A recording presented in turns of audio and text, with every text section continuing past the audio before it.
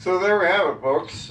We did the install of the Spyder Pops LED strip lights for the Fender grooved Generation 1 Fenders. These are the old style Fenders, not the ones with the humps.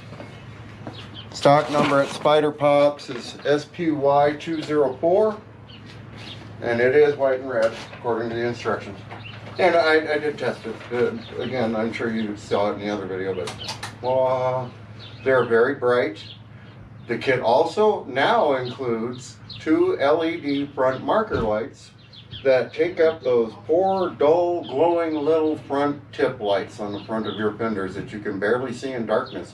Those are positively the worst marker lights I've ever seen on a fender. These actually throw out some light. They help you. They help you light the ditch, and that's what I like.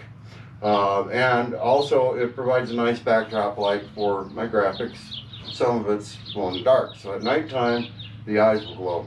I think that's kind of cool. I know I'm geeking out about it.